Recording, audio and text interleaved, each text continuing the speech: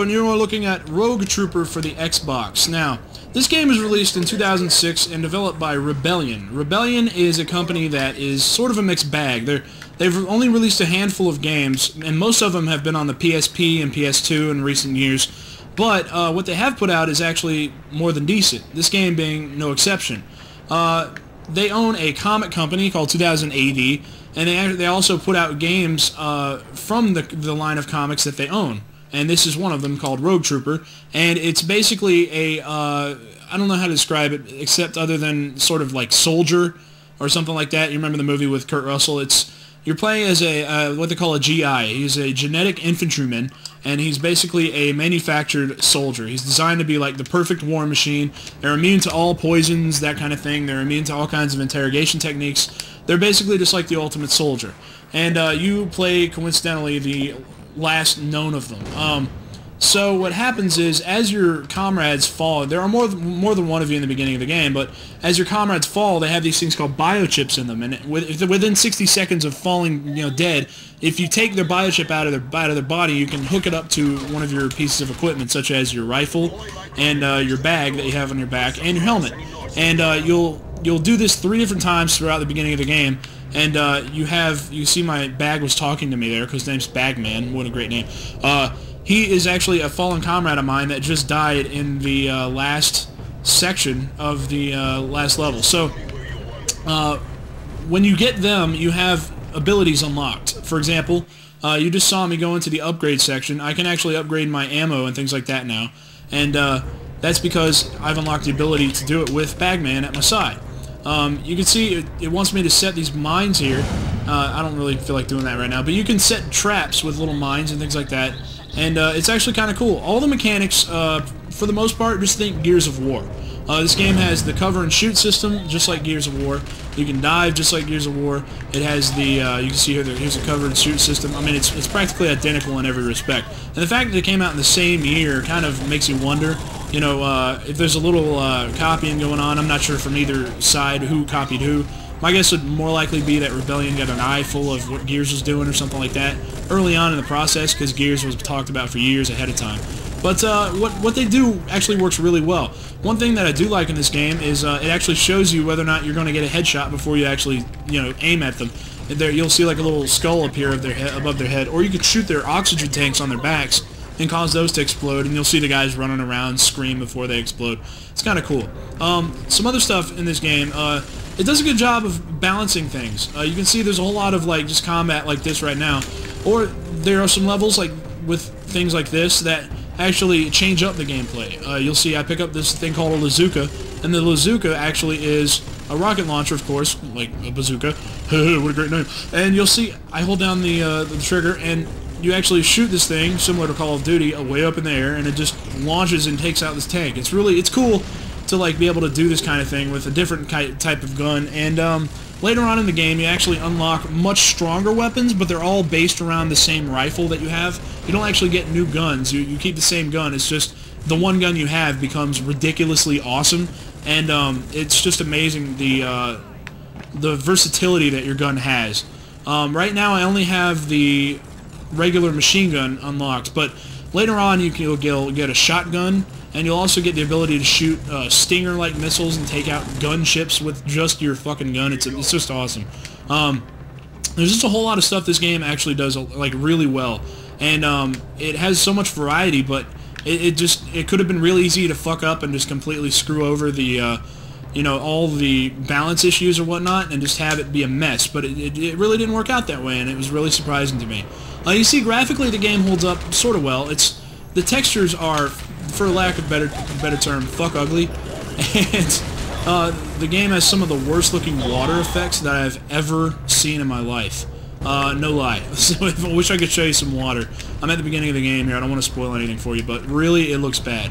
The upgrade and buying system is done like this, okay? You go into the menu here. You see it's a standard sniper. That's my ammo. Alright, so I say I want more regular ammo, right? Okay, you see my salvage points, current salvage points at the top of the screen? Well, if I spend 170 right now, I actually get another clip of ammo, you see?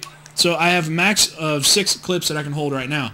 That's how you get more ammo in this game. You basically just go into your thing called a digipad. You just hit back on the controller, and you just upgrade, and you just, you know, hit the A button and you buy more shit. It's as simple as that. Same with metapacks. You just go ahead and buy yourself a new thing. You hit right on the D-pad and you heal yourself like so.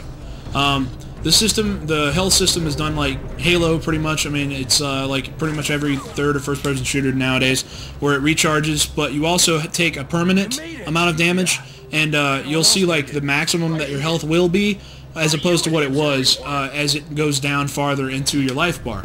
And you have to actually keep an eye on it, otherwise you will die. When you die, you'll most likely find a checkpoint not too far before where you were. The game's really good with checkpoints and keeping you being fair about it for the most part. It doesn't throw anything out of whack with any crazy stuff, except toward the end, the last boss, I'm playing on hard difficulty. I was playing on hard difficulty. This is on normal. But I was playing on hard because normal's actually pretty easy, and hard isn't really hard. Hard is more like normal on every other game. Except for the last boss, the hard difficulty is truly hard.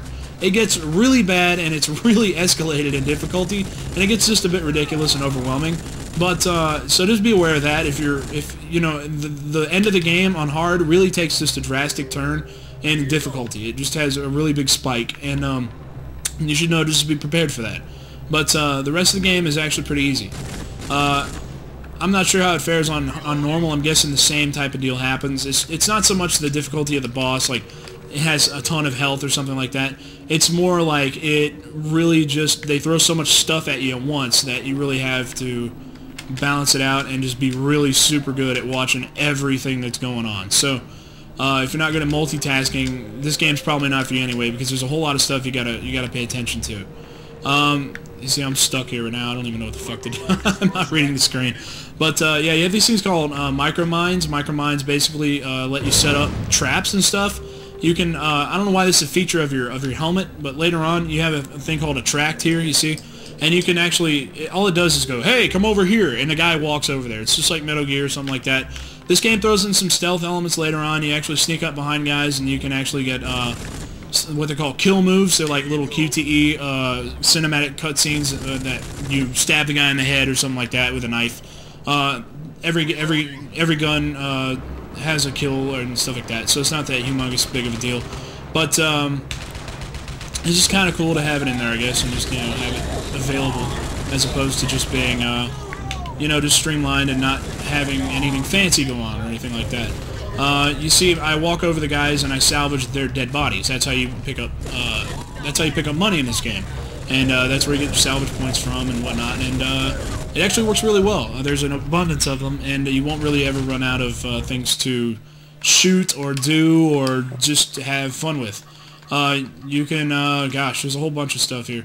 You see, there's different types of grenades and things like that you unlock as you go along. There's scrambler grenades, there's electrocution grenades, there's all kinds of just weird shit that you can unlock, and you don't have to buy it all. I mean, it's all pretty much optional. You'll see I'll walk up here, do a melee attack, just hit the A button, and he's dead in one hit. It's pretty nice. It's a really fun game, and I had a lot of fun with it. It's probably, I would guess, maybe 6-7 hours long. It's not a huge game. It's got online multiplayer on the Xbox, which is cool, and it's backward compatible at the 360 completely. I played it on the 360. I'm playing on a regular Xbox now, but I played it completely through on my regular 360. I mean, and it pretty much played flawless. I didn't have any clipping issues or any graphical tears or anything like that. So it ran really well, and you can actually sign on Xbox Live and play online, provided you can find someone to play with. Of course, I couldn't find anybody out there playing this game on Xbox 360, but, you know, who knows, maybe if you have a friend that can buy the game or something. I got the game for about 10 bucks at GameStop. Hell, you can find somebody and play with. I think the online multiplayer is versus. I'm pretty sure it's not co-op, but I could be wrong. I don't know about that.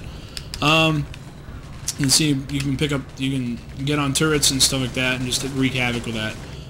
Overall, the game's, it's just a whole hell of a lot of fun, and it'll pretty much rock your ass fucking dead, like mine and my guy is now, okay?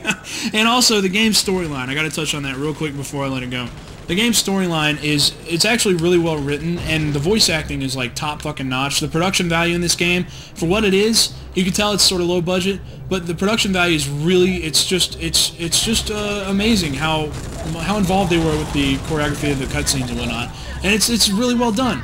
The